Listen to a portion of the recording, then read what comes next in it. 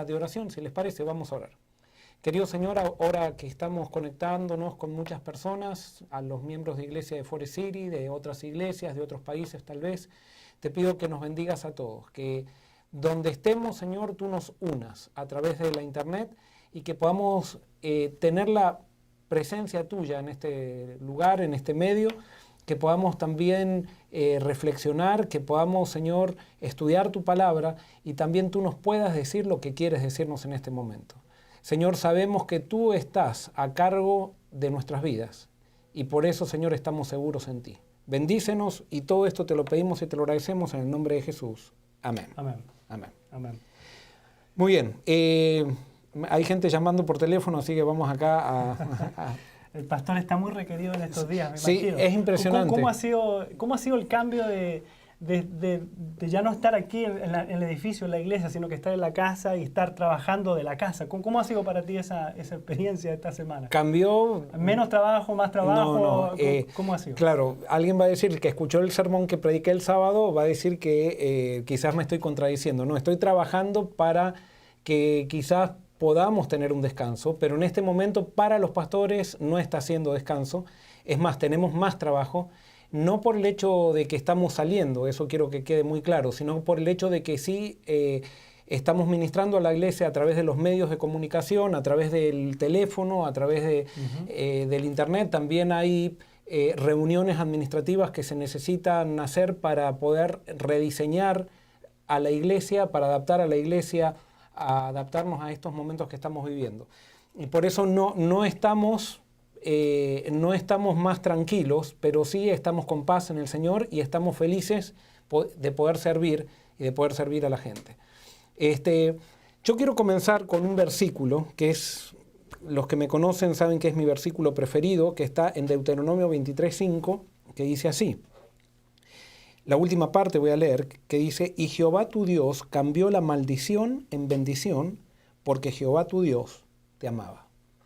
Este es mi versículo preferido y este versículo para mí es lo que determina por qué Dios es Dios. ¿Qué es lo que hace Dios? Dios tiene la capacidad de transformar la maldición que Satanás, las maldiciones que Satanás hace en nuestra vida, incluso las maldiciones que nosotros mismos provocamos en nuestra vida, en bendiciones, y la única razón es porque nos ama. Esto para mí es alentador, es hermoso, porque Satanás siempre sale perdiendo con Dios. O sea, porque si Satanás nos toca y hace un mamarracho en nuestra vida, y nosotros le damos permiso a Dios para tocar ese mamarracho, Dios hace una pintura hermosa con ese mamarracho. Entonces, esto es impresionante. Y por eso, ahora estamos todos, yo no sé, estoy siguiendo mucho las noticias, y uno cuando sigue las noticias se carga y se carga y se carga, y si uno hace un alto y empieza a ayudar, hoy por ejemplo que estuve haciendo llamadas telefónicas y que estuve orando con personas, qué bien que me sentí después de terminar esas llamadas telefónicas, qué reconfortado por el poder de Dios. No es por el hecho de hacer algo, sino por el hecho que cuando oramos a Dios, y si Dios es real, Dios se manifiesta. Y realmente fue muy lindo hacer una pausa de noticias negativas para hacer algo positivo. Pero entonces quiero, así como decimos que Dios transforma las maldiciones en bendición, Dios ya puede estar transformando en bendición lo que está sucediendo. Y simplemente quiero decirles algo, por ejemplo, que leí hoy. Por ejemplo, por ahora, en Nueva York, el índice de crímenes en estos días bajó, pero de una manera abrupta. O sea, lo único que subió un poquito fue el robo de autos, pero después todo lo demás bajó de una manera muy, muy marcada. O sea, en este momento esta situación a todos nos ha nivelado y todos tenemos el mismo temor. Y ante ese temor nadie se siente más grande que nadie. Y ha sido increíble el impacto mundial que ha tenido en tan poco tiempo, porque ha sido una crisis económica, crisis social, o sea, y en menos de un mes prácticamente ya está todo el mundo envuelto en lo mismo. Sí, y yo, o sea, me imagino que los que están escuchando también, comparen su vida hace 2 semanas. Por ejemplo, yo hace 2 semanas o 2 y media, no me acuerdo si 3 semanas, salimos con mi familia, nos tomamos un fin de semana y estábamos en la playa, andando en bicicleta, o sea, disfrutando, descansados, caminando después el domingo, yendo a sacar fotos en una ciudad que estábamos visitando. Cambió todo Sí, en 2 semanas. Cosas que parecían tan rutinarias hace 2 semanas, incluso objetivos, metas que uno tenía, cosas que iba a hacer, de una semana a otra cambiaron totalmente. O sea, y las prioridades de la vida cambiaron totalmente. O sea, ahora incluso salir a dar un paseo es un lujo. Es un lujo, porque no se puede ahora. No se puede. Ahora, ¿qué podemos sacar de positivo de esto? Otra de las noticias buenas que escuché, que no me acuerdo bien de dónde, si era una ancianita en España o en Italia, de 92 años, que se recuperó del coronavirus. Impresionante, de 92 años, que a veces dicen, no, los viejitos ya hay que dejarlos, no. Todavía, o sea, todos tienen esperanza. Mientras hay vida, hay esperanza. Pero entonces, me gustaría hacer un diálogo. ¿Qué es lo que sacaste de positivo y qué es lo que hemos sacado nosotros de positivo? Denar, ¿qué sacaste de positivo vos? Algo positivo que sacaste en esta semana, en esta última semana, de esto que está sucediendo. Yo creo que la familia, valorar el tiempo que pasamos con la familia, ha sido algo que uno lo toma a veces por sentado, ¿no? Lo das, llegas a la casa, estás con tu hijo, con tu esposa, pero ahora se valora la familia, hay que estar ahí con ellos y es lo que uno tiene acá. O sea, está tu familia y lo otro que se valora mucho es la iglesia. El tiempo que uno pasa con los hermanos, lo que uno comparte con los hermanos, simplemente a veces un abrazo, ahora no se puede dar abrazo, o sea, es complicado demostrar el amor que uno siente, el cariño que siente por las personas, ¿no? Y ahora eso no se puede hacer quizás hasta cuándo. Entonces, para mí, o sea, valorar eso, valorar la familia y valorar lo que ha sido el contacto de la iglesia que ya no está. Ahora, no sé si te pasa a vos, Denar, pero yo cuando pienso nuevamente, cuando se abran las puertas de la iglesia y ese primer sábado donde nos encontremos todos acá, o sea, me llena de emoción saber de que o sea, en unas no sabemos cuánto, pero mientras más largo, más lindo va a ser ese sábado. Mientras más largo, más lindo va. Y va a ser un anticipo de lo que va a ser el cielo, sin duda, ¿no? Y poder encontrarnos, y no solamente con los hermanos que están acá, sino que los hermanos que nos ven online también, de que vean que la iglesia ya no está vacía, la iglesia está llena con los hermanos, como siempre, y escucharlos cantar, para mí personalmente, que tengo que dirigir la alabanza, sábado tras sábado es emocionante escuchar a esta iglesia cantar y adorar. No solamente cantar, sino que adorar y participar en la adoración, pero estoy seguro que cuando abramos nuevamente, ese sábado va a ser realmente impresionante. Pastor, tengo algunas saludos que vamos a mandar, aprovechando. Está nuestra hermana Nilsa Machado, está Neiris, está Lina, está nuestro hermano Samuel Johnson, Beatriz Camps, Janes Vargas, está María Fernanda Minacian de Argentina, y tenemos una pregunta. Bueno, María Jiménez nos dice: el mundo está susceptible a escuchar la voz de Dios. ¿Usted lo cree que es así, pastor? Y sin duda que esa es otra de las cosas buenas que está sucediendo. O sea, porque estamos sacando la vista de las cosas del hoy para algo más trascendental, porque ante lo que se viene no tenemos respuesta, solamente tenemos que buscar algo trascendental, ¿no? Aquí Nelsi Coste pregunta: pastor, muchas personas dicen que no es bueno ver las noticias. ¿Qué usted recomienda acerca de esto? Bueno, justamente hoy di un testimonio. Yo no creo que sea bueno tampoco aislarse totalmente o negando lo que está pasando, pero sí yo creo que tenemos que tener cuidado de dónde ponemos nuestra vista. Y esto es algo importante porque quizás vamos a hablar un poquito después de eso, pero la fe se nutre del objeto al que se aferra. Entonces, si yo pongo mi vista demasiado en las circunstancias, eso afecta a mi fe. Yo no puedo dejar que las noticias me quiten tomen la preponderancia en mi vida y me quiten a Dios, la vista de Dios, la preponderancia o que Dios no sea lo que alimente mi fe. Si nosotros estamos todo el día viendo noticias, sin duda nuestra fe se va a afectar. Se va a afectar. Y por eso necesitamos tener esa sabiduría que da solamente el Espíritu de buscar a Dios, ver noticias, pero hoy yo lo experimenté. Hice un alto para orar estuve toda la mañana orando con gente y fue renovador. O sea, es más, si había temores en mi vida, se fueron todos los temores, o sea, quedé totalmente fortalecido por las palabras. Hubo gente que oró, yo oré por gente, pero hubo gente que dijo: pastor, yo también quiero orar por usted, y oraron por mí y por mi familia. O sea, fue algo muy lindo. Entonces sí, yo diría... Informarse, pero no sobreinformarse. Exacto. No y nutrirse de la palabra. No estar todo el tiempo a ver qué es lo que va a pasar. O sea, no, tenemos un Dios que está por sobre todo esto y que Él está en el timón. Entonces tenemos que estar más atentos a lo que Dios dice que a lo que las noticias están diciendo. A ver, en YouTube tenemos también algunos comentarios y algunas preguntas y algunos comentarios también. Javier Pino nos dice: este tiempo en casa para mí ha sido de bendición, aunque extraño ir a la iglesia a alabar en conjunto, pero este tiempo en casa lo tomé como un retiro espiritual. Qué lindo. Kelvin Santana también nos manda saludos. Desde Argentina, Alicia Monte. Desde Nuevo México, Zulema González también nos manda saludos y bendiciones. Muy bien, sin duda, de acá vamos a poder sacar muchas cosas. Yo, por ejemplo, decía el programa pasado, tomé decisiones con respecto a mi salud. Y ya estoy viendo... Ha habido cambios. Ha habido cambios, pero, ojo, me faltan muchos más todavía, pero estoy motivado porque paso a paso. He visto el efecto de esos cambios. Otra de las cosas es que yo creo que esto nos ayuda a estudiar la Biblia con un poco más de frescura. O sea, ahora ya no estamos estudiando el tema, la doctrina, sino que estamos queriendo analizar, entender qué es lo que pasa a la luz de la Biblia, entender la profecía un poquito mejor. Creo que esto nos está llevando a, como decía Denar, a redimensionar todo.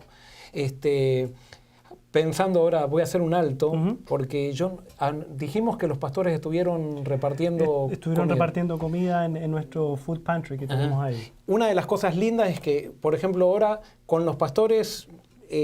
por ejemplo, nosotros que trabajamos en un grupo pastoral nos sentimos más unidos que nunca. Otra de las cosas es que, por ejemplo, este programa no se haría si no estuviera la gente que está por detrás, que se compromete, que no la ven ustedes. Por ejemplo, está Roger está por detrás, estuvo en estos dos programas, está Ángel también está ahí. Y Ángel está ahí. O sea, estas personas que no se ven, pero que son fundamentales, que si no esto no sucedería. Y esto también muestra cómo es la iglesia, porque a veces en la iglesia pareciera que solamente los que hacen cosas visibles son las personas. No, en la iglesia verdadera, en la iglesia orgánica, en la iglesia que es movimiento, toda persona es un líder. Toda persona, desde el lugar que está trabajando, tiene un ministerio. Y por eso queremos agradecerles y queremos agradecerle a todos los que se conectan también junto con nosotros. Nos saluda desde Sevilla, España, Ana Lozada, está conectada también. Desde Puerto Rico, Ivonne Fines. Desde Bolivia tenemos a Ronald Calapuja. Y qué lindo saber que estamos todos unidos a pesar de estar en diferentes lugares, especialmente los de España. Quiero decirles que están en nuestras oraciones. Hace poco estuvo con nosotros el pastor Oscar López y realmente hoy nos comunicábamos un poquito y siento que él tiene una responsabilidad pero grandísima en este momento, que Dios le ha asignado para este momento ser el presidente de la Unión Española. Acá él dejó sembrado una semilla que está dando mucho fruto y esperamos que Dios lo utilice también entonces por allá ahora en esta crisis grande que está pasando no solamente la iglesia, sino que está pasando todo el país español, todo el pueblo español. Esperamos que Dios se manifieste. Y pastor, con respecto a eso, Dios no es un Dios que hace las cosas al azar. Y en todo lo que nosotros hacemos, incluso en los planes de la iglesia, Dios va guiando a pesar de que nosotros no vemos las cosas que van a suceder. Y la venida del pastor López a nuestra iglesia, yo creo que fue una bendición para nosotros, para nutrirnos espiritualmente a todos los que participamos y los que vieron online, sin querer prepararnos para esto que estamos viviendo ahora. Fue una semana muy bendecida donde vimos el Evangelio de manera diferente. Lo pueden buscar en YouTube. Las series que hizo el pastor Oscar López están en nuestra página de YouTube. Los animo a verlo ahora que hay tiempo. La serie está muy, muy profunda y habla de un evangelio simple, que es lo que necesitamos ahora. De hacer centrado en Cristo, centrado en la persona de Jesús. También otra de las cosas lindas que estamos sacando es cómo toda la Florida Conference, que es donde nosotros estamos trabajando, se unen con los pastores, con los que están por sobre nosotros en responsabilidad, que nos apoyan, o sea, que están diciendo qué necesitan. Es hermoso ver cómo Dios tiene un pueblo que está queriendo servir en este momento y se está uniendo. Así es, porque la verdad que somos un solo cuerpo. Aquí no hay iglesia de Forest City, no hay... Somos todos, si nos estás mirando de cualquier lugar, nosotros somos todos el mismo cuerpo y estamos todos sirviendo al mismo Dios. Y sirviéndonos a todos, o sea, desde el punto donde estamos. Pero bueno, ¿qué te parece, Denar? Entramos al estudio, vamos a estudiar la Biblia. Porque yo estaba pensando, ¿qué se aplica un poco a lo que nosotros estamos viviendo hoy? Y esto me llevó automáticamente, me imagino que muchos de ustedes habrán también pensado en esto, al pueblo de Israel. Me llevó a la última plaga del pueblo de Israel. O sea, Faraón se resistía a dejar que Israel salga. Y entonces vino una plaga y ahí encontramos algo parecido. Ahora nosotros todavía hay países que ya lo están viviendo, eso de estar aislados, de no poder salir de la casa. Nosotros todavía mañana recién comienza acá el toque de queda, que eso también cambia todos nuestros planes, cómo va a pasar, cómo van a suceder las cosas, pero vamos a seguir, no se hagan problemas, vamos a seguir comunicados con ustedes y ustedes con nosotros. Pero mañana acá hay toque de queda. Y por 2 semanas. Por 2 semanas. Y todos tenemos que estar en las casas. Por supuesto ya estábamos todos en las casas, pero todavía había cierta libertad, no se enforzaba esto, pero ahora ya las cosas están siendo más severas. Y me acordé que algo parecido pasó con el pueblo de Israel. Y los invito a ustedes que están en sus casas a buscar en sus Biblias, y abran las Biblias porque vamos a estudiar este pasaje. Éxodo capítulo 12, vamos a ver, dice así, 12, 1 en adelante. Habló Jehová a Moisés y a Aarón en la tierra de Egipto y les dijo: este mes será para vosotros el principal entre los meses, o será el primero de los meses del año. Hablad a toda la congregación de Israel y decid: el día 10 de este mes tomará cada uno un cordero según las familias de los padres, un cordero por familia. Pero si la familia es demasiado pequeña, que no baste para comer el cordero, entonces él y el vecino más cercano a su casa tomarán uno según el número de las personas, conforme al comer de cada hombre, os repartiréis el cordero. Dios le está diciendo que van a comenzar una de las ceremonias más importantes que tiene el pueblo judío, la Pascua. Ahora es interesante que Dios establece la ceremonia más importante que tiene el pueblo judío, la establece en un momento donde el pueblo judío estaba recibiendo la mayor amenaza, que había una amenaza de muerte. Y entonces Dios les dice, ante la amenaza de muerte, ustedes métanse en sus casas. Y es lindo que no dice cada uno en sus casas, sino que dice, si ustedes son muy poquitos, métanse con alguien dentro de sus casas, métanse con el vecino que está más cerca. Esto es un mensaje que está en toda la Biblia y que a mí me parece espectacular. Cuando nosotros tenemos una pena compartida se hace media pena. Y cuando nosotros tenemos una alegría compartida, se hace doble alegría. Es impresionante cómo la comunidad hace que el dolor se aminore. Y por eso Dios creó a la iglesia, porque hay gente que dice, bueno, yo quiero entregarme a Cristo, pero no quiero pertenecer a ninguna iglesia. Esa fue una de las preguntas incluso del miércoles pasado. Pero es que la iglesia la creó Dios. Nosotros no podemos crecer solos, no podemos estar en una isla. Es más, este problema del coronavirus lo vemos como un problema porque nos está aislando. Uh-huh.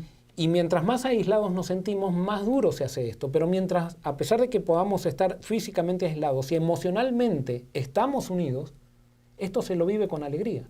Y puede ser como así Dios estaba estableciendo una de las fiestas más lindas de una de las amenazas más grandes que estaba recibiendo el pueblo de Israel. Qué lindo sería, Denar, que después de esto, que es una amenaza que estamos todos recibiendo, que estamos con dolor, el mundo está sufriendo, Dios saque una fiesta hermosa de esto.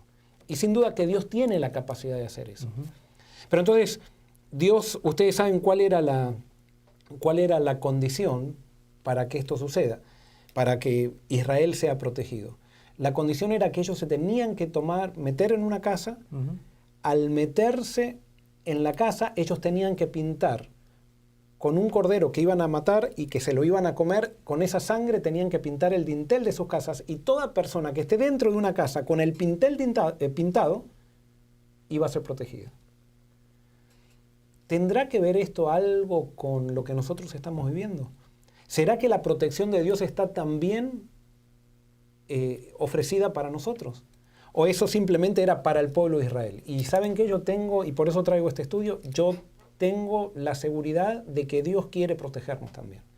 Con esto no estoy diciendo que todo el que padezca el coronavirus no está bien espiritualmente o que no pintó el dintel de su casa, pero sí quiero decirles que si nosotros reclamamos las promesas de Dios y nosotros hacemos un pacto con Dios, Dios está dispuesto a protegernos, porque eso lo da a entender la Biblia.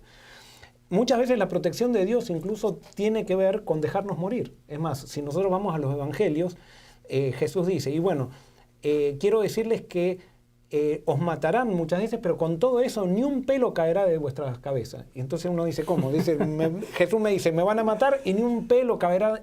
Lo que pasa es que si estamos en Dios, la muerte es simplemente un segundo. Y la muerte es un pasaje, un ticket, ¿cómo se dice? Un drive-thru, no sé cómo decir. O sea, es el pasaje rápido hacia la venida de Cristo. Es el pasaje rápido. Fast pass. El fast pass, exacto. El fast pass para ver a Jesús ya. O sea, el que muere no sufre. Somos los que quedamos los que sufrimos. Pero el que muere realmente tiene una bendición. Eso es el que está en Cristo. Y por eso, claro, ninguno de los que está en Cristo, a pesar de que morir sea una bendición, queremos morir. ¿Por qué que no queremos morir? Porque hay algo que nos motiva a vivir. ¿Y qué es lo que nos motiva a vivir? Es el amor. Y si nuestra misión todavía no está cumplida, no queremos morir. O sea, porque hay todavía gente que necesita saber de Dios. Y entonces por eso el verdadero cristiano no quiere la muerte, pero si la tiene, no tiene problema. Yo lo identifico eso o lo comparo con, por ejemplo, nadie que va a dormir una noche en su casa va con terror a dormir. Como diciendo, mañana me voy a despertar o no me voy a despertar. No, vamos a dormir. Es más, muchas veces deseamos dormir. Nos ponemos hasta la alarma. Sí. Confiamos que vamos a despertar. Sabemos que vamos a despertar porque ya despertamos, claro. Y alguien dice, ¿por qué tenemos tanto miedo ante la muerte? Tenemos tanto miedo ante la muerte porque todavía no hemos resucitado nunca. Hemos despertado todas las mañanas, pero no hemos resucitado nunca. Pero ese miedo a la muerte se debe también al hecho de que posiblemente nuestra experiencia con Dios hoy, porque puede ser que hoy yo no tenga miedo a la muerte, pero mañana sí. Al perder yo mi experiencia con la conexión de vida, entonces me agarra miedo a la muerte. Y no solamente miedo a la muerte. El que tiene miedo a la muerte es porque todavía no aprendió a vivir la vida. Porque solamente Dios puede hacernos vivir. Y por eso, si nosotros buscamos a Dios y nos encontramos con Él, sea lo que sea, Dios no va a dejar caer un pelo de nuestra cabeza. Y si todavía hay un propósito, eso ténganlo por seguro. Si hay una misión, si hay un deseo de vivir para servir a Dios, lo más probable es que Dios nos proteja. Y alguien puede decir, pero Dios te protege, entonces si le trabajas a Él. No, Dios no es un Dios egoísta. Y eso quiero hablar un poco.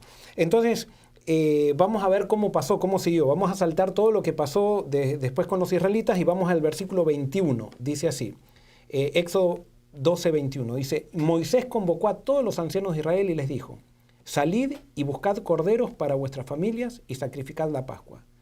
Tomad un manojo de hisopo, mojadlo en la sangre que estará en un lebrillo y untad el dintel y los 2 postes con la sangre que estarán en el lebrillo. Que ninguno de vosotros salga de las puertas de su casa hasta la mañana, pues Jehová pasará hiriendo a los egipcios. Y cuando vea la sangre en el dintel y en los 2 postes, pasará Jehová de largo por aquella puerta y no dejará entrar al heridor en vuestras casas para herir. Acá nos encontramos con un problema. ¿Por qué nos encontramos con un problema? Porque si leemos esto, pareciera que Dios, en la última plaga, está matando a los primogénitos de Egipto. Entonces, el que tiene el dintel, pintado el dintel, Dios, al que está el primogénito ahí adentro, Dios no lo mata. Dice, para todos los que no tienen pintado el dintel, Dios lo mata. Y entonces, si lo aplicamos a nuestra situación, decimos, bueno, entonces, ¿qué está haciendo Dios?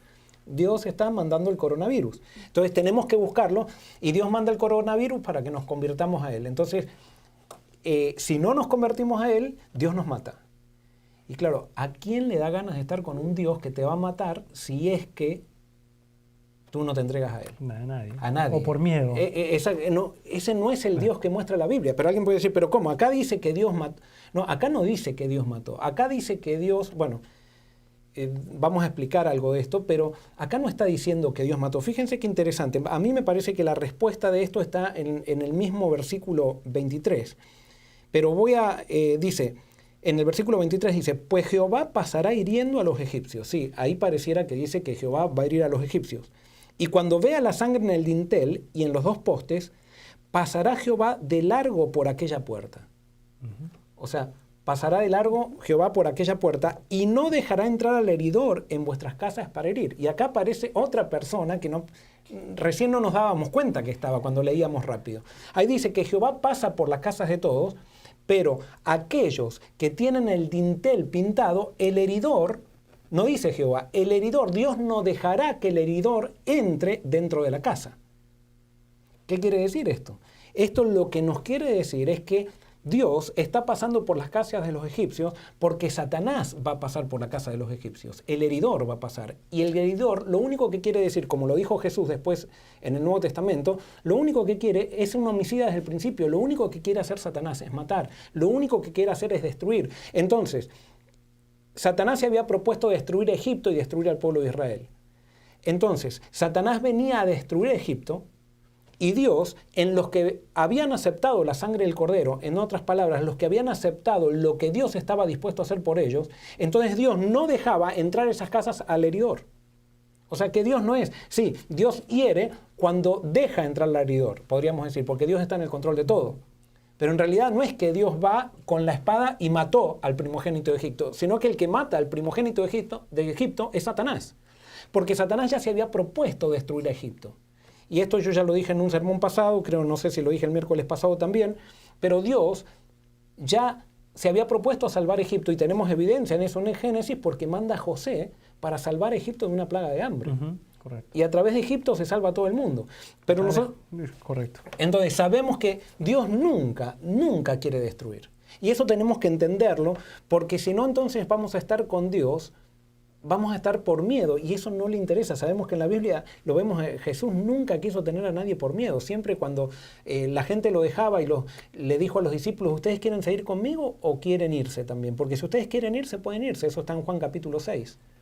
Este es un tema bien profundo, pastor, porque muchas personas creen que Dios castiga, que Dios manda castigo. Incluso en el Nuevo Testamento, cuando una persona está enferma, se le considera que sus padres habían pecado o que y entonces que era un castigo de Dios. O sea, eso viene de antiguo. Es histórico tergiversar, porque ¿qué es lo que hace Satanás? Porque ese es el gran engaño de Satanás. Satanás va a destruir Egipto y entonces nos hace creer justamente lo que hemos creído por tanto tiempo, que ¿quién fue el que destruyó a los primogénitos de Egipto? Dios. Entonces, el que es un poco inteligente o un poco lógico, podríamos decir, dice, yo no quiero un Dios así. O sea, yo no quiero un Dios que me está obligando o sea, que si yo no me acerco a Él, me mata. Y a través de la historia de la Biblia hay muchas destrucciones también. Por ejemplo, el diluvio, el fuego que cayó en Sodoma y Gomorra. Muchas personas, o sea, sí, eso, Dios causó eso. ¿Causó realmente Dios eso? Si Él no causó aquí, ¿hay algo? Yo no creo que Dios causó eso, pero entonces alguien puede decir, pero la Biblia lo dice. Lo que pasa es que las palabras de la Biblia no son inspiradas por Dios. Lo que es inspirado es el mensaje de la Biblia y lo que la Biblia transmite. Es más, los profetas, y eso vamos a estudiar el próximo trimestre quizás, los profetas cuando escribían, ellos escribían con sus propias limitaciones. No era que porque eran profetas se transformaban en superhombres o supermujeres, claro, y que ya tenían todo el entendimiento, como muchas veces nosotros queremos hacer de un profeta. No, los profetas eran gente del pueblo de Dios, sencilla, dedicada a Dios, que habían decidido, pero tenían un montón de limitaciones. Y por ejemplo, cuando vamos a ver, por ejemplo, Abraham fue profeta de Dios, todos sabemos, fue el padre de la fe. Sin embargo, tenía 2 esposas. ¿Y por qué tenía 2 esposas? Porque la cabeza todavía no le daba, Dios estaba revelándole otras cosas todavía, que eran más importantes todavía que entender de que no podía, que la poligamia no era buena. Con respecto a eso, tenemos una pregunta acá de Adrián Alievi. Dice, ¿y quién mandó entonces las 10 plagas? ¿Fue Dios o Satanás? Yo creo que, y esto claro es algo personal, ustedes, y por esta cuarentena va a servir para que estudiemos más la Biblia a la luz de todo, pero el que permitió las plagas fue Dios. Pero yo no creo que Dios, en la Biblia no me presenta que Dios destruye. O sea, ¿por qué? Porque a la Biblia nosotros, todos estos problemas que tiene el Antiguo Testamento, porque sí, hay problemas que tienen que ver no con Dios, sino tienen que ver con el ser con las imperfecciones humanas. Estos problemas se van aclarando con la venida de Jesús. Y en la venida de Jesús nosotros tenemos que ver, ¿Jesús destruyó a alguien alguna vez? Jesús dijo que las Escrituras dan testimonio de Él. Entonces, yo no puedo leer las Escrituras si no es a la luz de Jesús. Entonces, cuando aparece en el Antiguo Testamento Dios que parece que destruye, yo digo, ¿Jesús destruyó? Y digo, no, Jesús nunca destruyó. Entonces, yo estoy interpretando mal si es que interpreto el mensaje del Antiguo Testamento diciendo que Dios destruye. Y les voy a dar un ejemplo claro que otra vez ya lo usé en un sermón, pero vamos a segundo libro de Samuel, capítulo 24. No sé, ahora me parece que nos vamos a quedar cortos hoy con el tiempo. Es que este es un tema Sí. muy profundo y que tiene mucha... Yo creo que da para más de un programa. Puede ser. Segundo de Samuel, versículo 24. De paso, hoy me escribió una persona que había escuchado un sermón desde otro país y me preguntó acerca de esto. Y justo yo no tuve tiempo porque estuve con tantas cosas a decirle que esta noche íbamos a contestar y íbamos a tratar de analizar, abordar este tema. Segundo de Samuel, capítulo 24, versículo 1, dice así. Volvió a encenderse la ira de Jehová contra los israelitas, e incitó a David contra ellos diciéndole, ve, haz un censo de Israel y de Judá. O sea, en este versículo, en segundo de Samuel, que aparentemente lo escribió el profeta Samuel, dice que Dios incitó a David a hacer un censo. Y es interesante que si ustedes siguen leyendo el capítulo, que ahora no tenemos tiempo, David hace el censo. Y entonces después cuando hace el censo se da cuenta que ha pecado. Y en el versículo 10 dice, después que David censó al pueblo, le pesó en su corazón y dijo a Jehová, he pecado gravemente por haber hecho esto. Pero ahora, oh Jehová, te ruego que quites el pecado de tu siervo, porque he actuado muy neciamente. Aquí en mi versión dice que Dios incitó a David a hacer el censo, pero después dice David que él se arrepiente y dice, he pecado contra Jehová. ¿Cómo puede ser? Y entonces después, en Primero de Crónicas, capítulo 21, repite, Primera de Crónicas, el mismo episodio, pero con una variación. Dice así, Primero de Crónicas, capítulo 21, versículo 1, dice, se levantó Satanás contra Israel e incitó a David a que hiciera censo del pueblo. O sea que en un versículo de la Biblia dice que Jehová incitó a David y en este versículo dice que Satanás incitó a David. Entonces, alguien puede decir, siempre digo esto, alguien con la Biblia en la mano puede decir, Dios hizo que David haga el censo. Y otra persona con la Biblia en la mano puede decir, leyendo otro libro de la Biblia, dice, no, Satanás hizo. ¿Y cómo entendemos esto? Bueno, tal vez podemos profundizar un poquito más en la pregunta que hace Nilo Pérez. Y dice, ahora sí que he perdido 40 años adventista y ahora la palabra de Dios no es inspirada. ¿Podemos explicar eso? Porque tal vez quedó ahí... ¿Y cómo se llama? Nilo Pérez. Nilo. Tú me estás haciendo decir algo que yo no dije. Yo nunca dije que la palabra de Dios no es inspirada. Lo que pasa es que tenemos que entender bien qué es inspiración. Y ahí está el gran problema. Y por eso se ha hecho un folleto de escuela sabática que va a ser el próximo trimestre, que es sobre la inspiración de la Biblia. ¿Por qué? Porque hubo una corriente que a nosotros nos enseñaron mal, y eso yo puedo decirle, bueno, cada uno sabrá si es malo o bueno, pero no es el pensamiento correcto, de acuerdo a lo que siempre nuestro movimiento ha interpretado. Nos han enseñado que Dios a los profetas les dictaba la Biblia. Eso se llama inspiración verbalista. Nosotros no creemos en la inspiración verbalista. Nosotros creemos que Dios transmite un mensaje perfecto y el profeta lo transmite imperfectamente. El mensaje es perfecto, pero el profeta lo transmite con las limitaciones humanas. Eso es lo que creemos como inspiración y por eso sí, la Biblia es inspirada. Es inspirada como Dios la inspiró, no como nosotros nos enseñaron que es inspirada o como nosotros pensamos que tiene que ser inspirada. Tiene que ser como la Biblia nos muestra que es inspirada y como los profetas muestran que es inspirada la Biblia.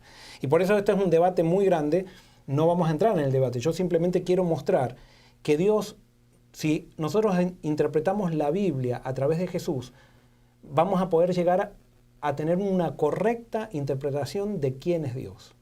No podemos interpretar la Biblia a través de la letra de la Biblia, sino que tenemos que interpretar la Biblia a través de Jesús y por eso Jesús dijo, le decía a los judíos, escudriñad las Escrituras porque ustedes piensan que leyéndolas tienen la salvación, pero no está en la letra de la Biblia, sino que ellas son las que dan testimonio de mí. Cuando ustedes interpreten la Biblia conmigo, a través de mí, entonces van a tener la verdad. Entonces, es Jesús la verdad. Ahora, volviendo a esto, nosotros vimos que en 2 de Samuel dice que Dios incitó a David a hacer el censo. Y después eso trajo pestes, un montón de cosas, que eso analícenlo ustedes en su casa después. Entonces, en 1 de Crónicas dice que Satanás incitó. ¿Quién incitó a quién? Entonces, ahora tenemos que ver en la Biblia algo que para nosotros está claro, pero para los judíos no estaba claro. Y perdón. Para los judíos no estaba claro el hecho, nosotros creemos que la verdad es dinámica y es progresiva, y que va siendo cada vez, Dios se va revelando cada vez más ampliamente. Nosotros vemos que en el Antiguo Testamento solamente aparece la persona de Satanás directamente 3 veces. La primera vez que aparece es en el libro de Job, que dice Satanás. La segunda vez que aparece es en Zacarías, al final del Antiguo Testamento. Y la última vez que aparece es aquí en Primera de Crónicas. Estos tres libros fueron uno de los últimos libros que se consideraron inspirados para introducirlos en el canon. Entonces quiere decir que estos libros tenían una... Job lo escribió Moisés, o sea, ya nos da ahí un pantallazo, pero estos libros tenían una visión mucho más clara, porque se introdujeron más tarde, una visión mucho más clara de quién era Dios y quién era Satanás. En el Antiguo Testamento nosotros muchas veces vamos a ver que a Dios se le atribuye lo que permite. ¿Por qué? Porque los judíos lo que les interesaba era que Dios estaba en el control de todo y no analizaban si había un Satanás o lo que sea. Ellos simplemente les interesaba que Dios esté al control de todo. Y como Dios se reveló amorosamente, ellos hasta las cosas que parecía que Dios hacía destruyendo, ellos le interpretaban como una bendición, en algunos casos. Nada más que la verdad va siendo cada vez más progresiva, y entonces en el Nuevo Testamento Jesús introduce una revelación acerca de Satanás que antes no estaba, y ya todo se hace más claro. Y alguien puede decir, pero en el Jardín del Edén no aparece Satanás en Génesis. No, en el Jardín del Edén aparece una referencia a una serpiente que es usada por Satanás, pero no dice que es Satanás. Nosotros inferimos correctamente que es Satanás, pero no dice ahí que es Satanás. Por eso no estaba tan claro para los, digamos, los patriarcas o para los judíos toda esta verdad. Como no estaba tampoco, antes de Jesús no estaba tan claro tampoco la personalidad del Espíritu Santo, no estaba tan claro. Jesús y el Nuevo Testamento traen más claridad porque nosotros creemos que la verdad es progresiva. Ahora, entonces, ¿quién es el heridor que quiere entrar a destruir? Es Satanás. Y entonces dice que Dios va volando por Israel y él se pone en la casa que tiene el dintel, no deja que Satanás entre. ¿Por qué Satanás entra en la casa de los egipcios? Muy bien, porque Dios le dio tiempo de gracia a los egipcios, le dio testimonio a través de José. Estaba el pueblo de Israel ahí esclavo para que ellos conozcan al verdadero Dios y ellos se resistieron. Y en vez de buscar a Dios, persiguieron al pueblo de Dios. Generalmente, el que se resiste al llamado de Dios, persigue al pueblo de Dios. Ustedes esa van a ver que es una señal de todo aquel que se aparta de Dios. El que se aparta de Dios y se resiste, él, para justificar su apartamiento de Dios, persigue a los demás. Entonces, eso es lo que pasaba. Lo que nosotros tenemos que entender es que Dios es amor.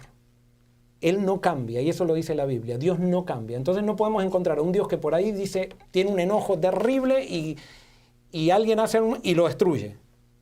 Y entonces después, cuando la gente se porta bien, se pone tranquilo. Ese es el Dios de los paganos, no es el Dios que nos enseñó Jesucristo. Y por eso nosotros debemos interpretar la Biblia a través del Dios que nos enseñó Jesucristo. Jesús vino a mostrar quién es el Padre y vino a revelarnos quién es el Dios del Antiguo Testamento. Y por eso no podemos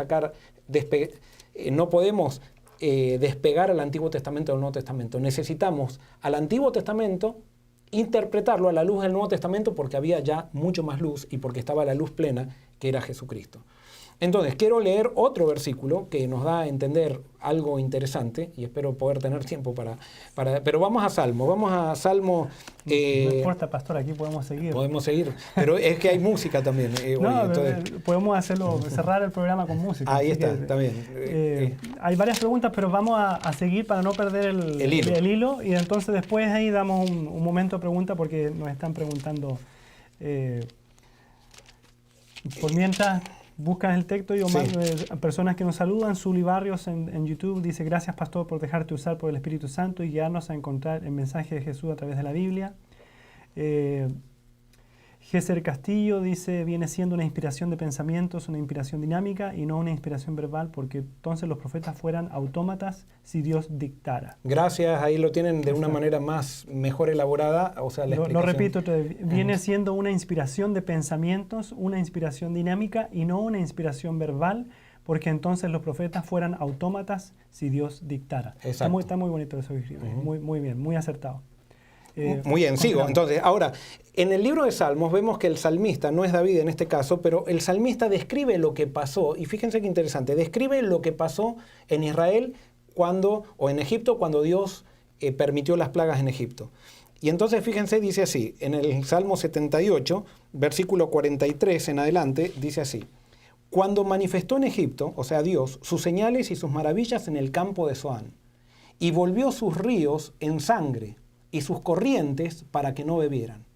Envió entre ellos enjambres de moscas que los devoraban y ranas que los destruían. Dio también a la oruga sus frutos y sus labores a las langostas. Sus viñas destruyó con granizo y sus higuerales con escarcha. Entregó al granizo sus bestias y sus ganados a los rayos. Acá fíjense que cambia, porque al principio decía Dios lo hizo, y después dice entregó al granizo sus bestias y a sus ganados a los rayos. Envió sobre ellos el ardor, y escuchen esto, envió sobre ellos el ardor de su ira, enojo, indignación y angustia. Y cuando nosotros leemos esto, ira, ¿cómo interpretamos ira? Nosotros nunca vimos a Dios airado. Entonces, cuando interpretamos ira, yo interpreto cuando lo veo a Adenar airado, digo, como conozco cómo es. No, nunca lo había airado a Adenar. Tienes que ir a un partido de fútbol y ahí vas a ver. Bueno, entonces, cuando yo digo la ira de Dios, la tengo que relacionar con algo que vi. Y como lo que nosotros único que vimos es ira humana, nosotros le atribuimos entonces a Dios algo que Él no tiene. La ira de Dios no es como nosotros la interpretamos. Entonces, el profeta, claro, le interpreta con palabras, dice la ira de Dios, pero él tampoco entendía muy bien cómo Dios se airaba. Dice enojo, indignación y angustia. Y fíjense lo que dice. Voy a leer de vuelta el versículo 49, dice, envió sobre ellos el ardor de su ira, enojo, indignación y angustia, un ejército de ángeles destructores. Dispuso camino a su furor, no eximió la vida de ellos de la muerte, sino que los entregó a la mortandad. ¿Quiénes hicieron esto? Según lo que dice este versículo, ángeles ¿qué? Destructores. Entonces la pregunta es, ¿podría ser que Dios tiene en el cielo un grupo de ángeles así que están en un bar, lo tienen para hacer el trabajo sucio? Vayan y a matar. Hay ángeles así como Gabriel que vienen y le cuentan a la Virgen María que va a quedar embarazada del Espíritu Santo y esos son ángeles buenos, pero después tienen un rincón ángeles pandilleros que van... ángeles sicarios. Ángeles sicarios que vienen a hacer esa destrucción. No puede ser eso. No. ¿Quiénes son estos ángeles destructores? Estos ángeles son los ángeles de Satanás. Y dice, ¿pero cómo? Si Dios los envió. Es que es así. ¿Por qué es así? Porque Dios nunca dejó de ser el dueño de todo. Y nunca dejó de ser el creador de todo. Es más, Él creó hasta el mismo Satanás. Por lo tanto, Satanás se debe a Dios. Lo que voy a decir ahora puede sonar... Satanás existe gracias a la vida que Dios le da. O sea, no existe... Satanás no es autoexistente. No tiene vida por sí. No tiene vida propia, no. Él es gracias a la misericordia de Dios que existe. Y los ángeles destructores, o sea, los ángeles destructores no pueden hacer nada. Satanás no puede hacer nada sin que Dios le dé permiso. Y eso lo vemos claramente en el libro de Job. Lean el libro de Job, ahora que tienen tiempo, estúdienlo. Y entonces van a ver que Satanás no hace nada sin pedirle permiso a Dios. Que Dios le dé permiso a Satanás para hacer algo no quiere decir que está probando lo que Satanás hace, perdón. Pero sí, ellos tienen que pedirle permiso. Y vamos a ver Marcos 5, para que ustedes vean que no estoy... Marcos 5, versículo 1 en adelante, esto está en el Evangelio, dice, vinieron al otro lado del mar, a la región de los Gadarenos. Cuando salió él de la barca, enseguida vino a su encuentro de los sepulcros un hombre con un espíritu impuro, que habitaba en los sepulcros y nadie podía atarlo ni aun con cadenas. Muchas veces había sido atado con grillos y cadenas, Pero las cadenas habían sido hechas pedazos por él y desmenuzados los grillos. Nadie lo podía dominar. Y siempre, de día y de noche, andaba gritando en los montes y en los sepulcros e hiriéndose con piedras. Todos sabemos que este era un endemoniado que estaba controlado por demonios. ¿Por qué? ¿Y por qué hacía todo eso? Porque ¿qué hacen los demonios? Destruyen. Destruyen. ¿Puede ser alguien lleno del Espíritu Santo que le provoque a esta persona? Podríamos decir que este gadareno estaba lleno del Espíritu Santo, ¿no? Alguien dice, no, eso sería una blasfemia decirlo. ¿Y por qué entonces nosotros después decimos que Dios va a destruir a otra gente? Cuando, si Dios podría destruir a otra gente, podría entonces controlar a alguien y autodestruirlo también. Correcto. Versículo 6 dice, cuando vio pues a Jesús de lejos, corrió y se arrodilló ante él. Esto quiere decir que este gadareno, a pesar de estar controlado por Satanás, todavía no había perdido su capacidad de decidir. Y cuando lo vio a Jesús, a pesar que él no podía dominar sus palabras, cuando lo vio a Jesús, corrió hacia él, porque Jesús atrae hasta la persona más endemoniada. El amor de Jesús atrae. Y dice, y clamando a gran voz, dijo, ¿qué tienes conmigo, Jesús, Hijo del Dios Altísimo? Te conjuro por Dios que no me atormentes. Porque le decía, sal de este hombre, espíritu impuro. Fíjense que Dios le está dando a este espíritu o a este demonio, le está dando una orden. Y Jesús le preguntó, ¿cómo te llamas? Y respondió diciendo, Legión me llamo, porque somos muchos. Y le rogaba mucho que no los enviara fuera de aquella región. Estaba allí cerca del monte un gran hato de cerdos paciendo, y le rogaron todos los demonios diciendo, envíanos a los cerdos para que entremos en ellos. Fíjense que los demonios le piden permiso a Jesús. Le piden permiso para ver si pueden ir a los demonios. No nos a los cerdos. Perdón, a ir a los cerdos. ¿Por qué le piden permiso? ¿Y por qué le piden a él? ¿Por qué le piden permiso a los cerdos? Acá hay un punto importante. Las batallas que se libran en el cielo y que se libran alrededor nuestro no son batallas de fuerza, son batallas argumentativas.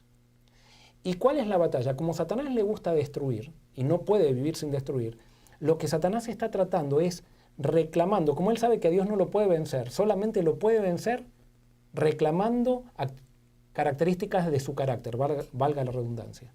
En otras palabras, Satanás sabe que Dios es amor y pero que Dios respeta la decisión de cada uno.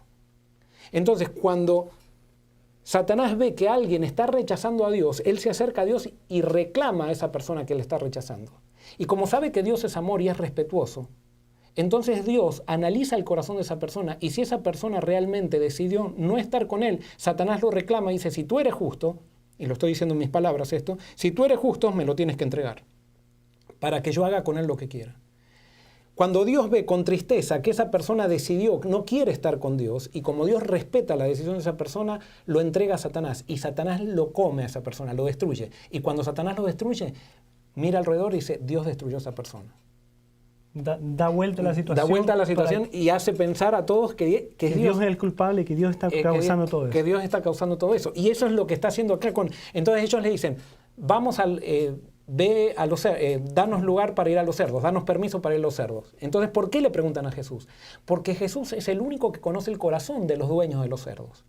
Y si los dueños de los cerdos realmente no quieren a Jesús, Jesús tiene que dejarlos que vayan a los cerdos porque los cerdos le pertenecen y eso se llama señorío. O sea, nuestros pecados afectan aquello de lo que nosotros estamos a cargo.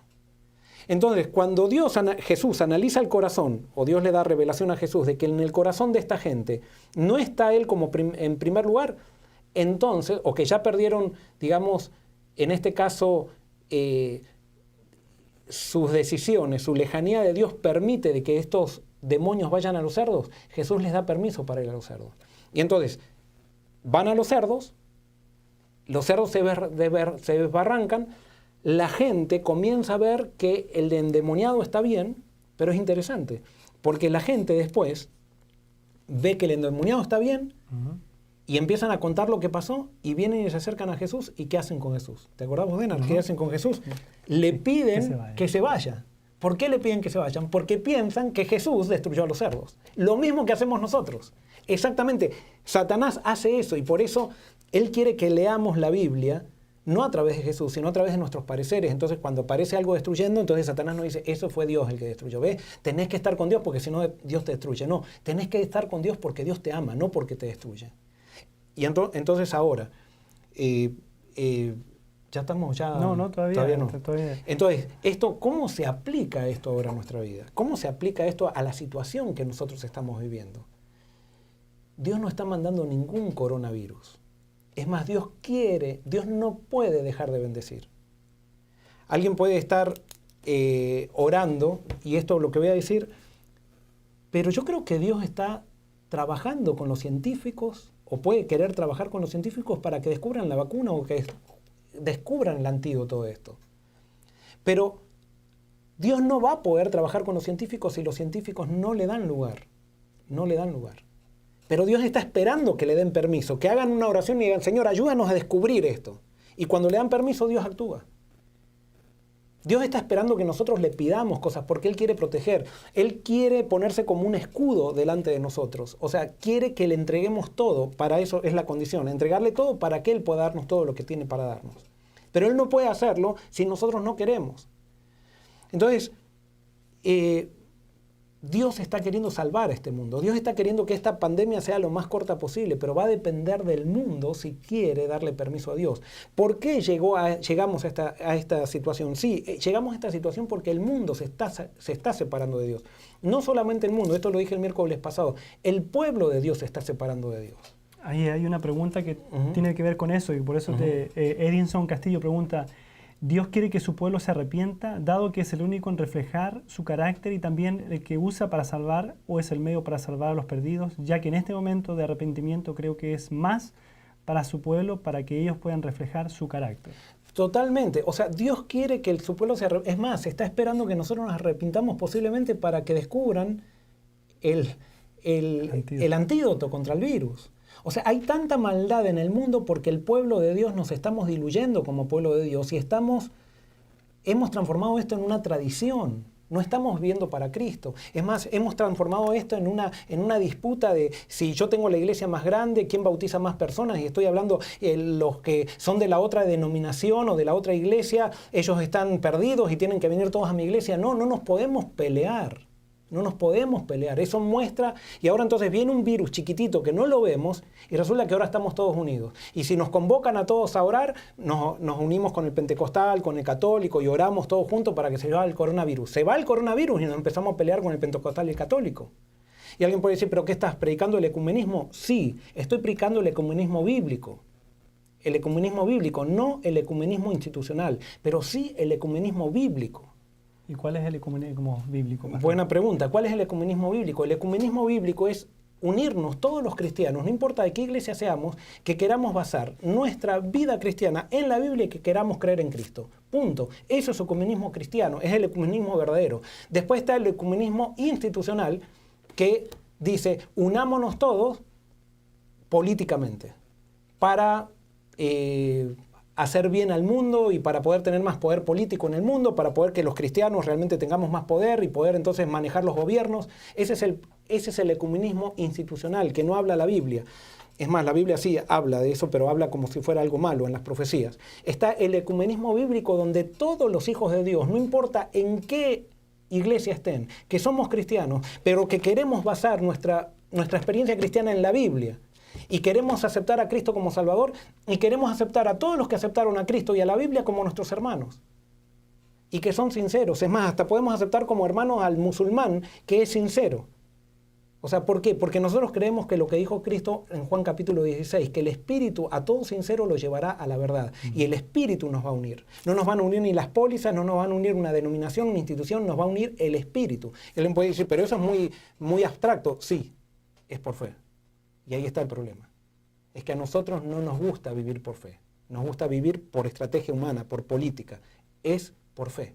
Y por eso yo creo que Dios está esperando que el pueblo de Dios humille para que esta pandemia pueda irse. Y por eso, mi hermano y mi hermana, este es mi llamado en esta noche. Aprovechemos estos días para humillarnos delante del Señor, para pedir perdón. Para pedir perdón. Es más, yo creo también que cuando, por ejemplo, surgió el SIDA, Dios quería que se invente una vacuna contra el SIDA. Y alguien puede decir, no, pero entonces para que después sigan haciendo la misma vida. Es que a Dios le interesa salvar. Dios quiere... Y entonces alguien dice, ¿pero va a salvar en pecado? No, no salva en pecado. Salva del pecado. Pero la única manera que Dios nos salve del pecado es comprendiendo su amor. no teniéndole miedo a Dios. Es más, mientras más miedo a Dios, más nos vamos a hundir en el pecado. Mientras más lo amemos, más fuerza vamos a tener. Y no es que nosotros la vamos a tener, Dios nos va a dar victoria sobre el pecado. Es el momento de poder reflejar el carácter de Dios, que el carácter de Dios es amor, básicamente es amor. Y confiamos en su palabra, confiamos en sus promesas, confiamos que sus promesas son fieles y verdaderas, y es el momento que nosotros, como tú dices, nos arrepintamos, volvamos nuestro corazón a Él y nos dejemos tal vez de cambiar un poco el pensamiento que hemos tenido tal vez de Dios por muchos años, el concepto que hemos tenido de Dios, de que a pesar de que sabemos que es un Dios de amor, lo vemos como un Dios castigador. Sí, es como que tenemos dudas. Exacto, es un Dios de amor, pero al mismo tiempo, ¿cómo es posible que haya permitido eso? O que haya hecho eso? Y es difícil en esto del sacarse coronavirus, es como que tenemos miedo, decimos, ¿y qué pasa si Dios no me quiere cuidar? No, sí, Dios te quiere cuidar, te quiere cuidar. O sea, acá no pasa si me agarra el coronavirus o no, acá se pasa si tengo a Dios de mi lado. Y si tengo a Dios de mi lado y me agarra el coronavirus, es porque va a ser lo mejor para mi vida. Y Dios no quiere ni que me agarre el coronavirus. Pero no quiere decir que al que le agarra no estaba con Dios. Sino lo que quiere decir es que Dios quiere cuidar, Dios quiere bendecir, Dios quiere siempre hacer el bien. Y si hacer el bien implica que me agarre el coronavirus, entonces Dios lo va a permitir, pero es porque es para mi bien. Pero no puedo estar dudando de si Dios va a permitir, entonces estar portándome bien para que Dios no... No, yo no me porto bien para que Dios me bendiga, simplemente busco a Dios para descubrir que Dios me ama y que Él no quiere destruirme, ni quiere destruir ni a su pueblo, ni a nadie del mundo. Están destruyendo el coronavirus, posiblemente va a destruir a muchos del mundo porque el mundo se ha apartado de Dios. Y se ha apartado de Dios porque falta predicación verdadera. Se ha apartado de Dios porque los testigos de Dios estamos predicando un Dios tergiversado. Y por eso esto es un mea culpa, que tenemos que ir a Dios y humillarnos. Y yo estoy seguro que si como pueblo de Dios nos humillamos, Dios va a sacar grandes cosas para el mundo, porque Dios quiere salvar a Egipto. Así como mandó a José para salvar a Egipto, nos manda a nosotros para salvar al mundo. Así es. Pastor, vamos a continuar entonces la próxima semana. Si Dios quiere. Si Dios quiere, vamos a ver si lo hacemos desde el estudio o lo hacemos de la casa. Pero la idea es continuar con este programa. La situación ha cambiado en estos días acá en Orlando, y desde mañana comenzamos un toque de queda por 2 semanas, donde no podremos salir de las casas, solamente a cosas esenciales, ¿cierto? Entonces, hoy pedimos permiso al condado. El pastor Abdiel del Toro pidió permiso al condado para que nos dejen venir a la iglesia y nos dijeron que no tampoco. Así que estamos ahora nuevamente readaptándonos. Y sí, nos vamos a seguir encontrando, no sabemos cómo, o sea, sí por internet. Tendremos algo el sábado. El sábado vamos a tener. A las 10 de la mañana. Oren por nosotros, oren por todas las iglesias, oren por todos, pero vamos a tener algo. Me parece muy bien. Pastor, ¿qué le parece si terminamos con una oración? Sí, y después... Y después entonces vamos a ir con un video musical que grabamos nosotros aquí de Forest City Worship y que nos habla precisamente de eso, de la libertad que nos da Dios. Porque Dios nos hace libres. El enemigo es quien no quiere atrapar y dejar encadenado lo que estamos. Pero cuando Dios nos libera en forma total. Amén, amén. Terminamos con una oración. Vamos a orar. Querido Señor, gracias. Gracias por tu palabra. Gracias, Señor, por este estudio. Y, Señor, no estamos pretendiendo que todo lo que digamos acá sea verdad. Pero sí, Señor, te pido que cada persona que está escuchando vaya por sí misma a la Biblia.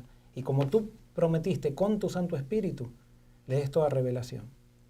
Señor, pero también te pido que todos estudiemos la Biblia a través de Jesús, que la interpretemos a través de su persona, porque Él es la luz, Él vino a mostrar quién eres tú. Y cuánta alegría sentimos, cuánta seguridad sentimos en ti, Señor, cuando descubrimos que nos amas. Cuánta seguridad sentimos, Señor, cuando descubrimos que quieres protegernos. Amén. Y por eso, Señor, te quiero pedir especialmente ahora...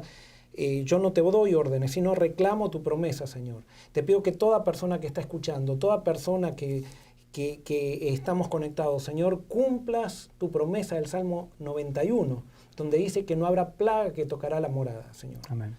Señor, te pido que queremos pintar la sangre, Señor, con sangre el dintel de nuestras casas, que nuestras casas se transformen en un refugio, que sean monumentos de elección a ti, Señor.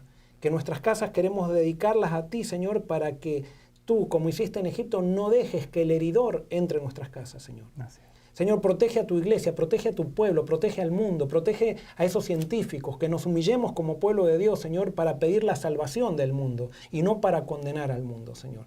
Y también toca a esos científicos, dale sabiduría para que descubran la cura del coronavirus, Señor. Y si no puede ser así, Señor, danos la posibilidad de ayudar, Señor, de ayudar desde el lugar donde estamos. Señor, haz milagros, movilízate, toca a esas personas, Señor, que están padeciendo, fortalece a la familia, Señor. Y te pido, Señor, que todos ahora, sabiendo de que tú nos amas y que no permitirás nada malo para nosotros, danos paz y tranquilidad. Gracias, Señor, por contestarnos, porque esto te lo pedimos sin merecerlo, en el nombre de Jesús. Amén. Amén. Escuchamos la canción.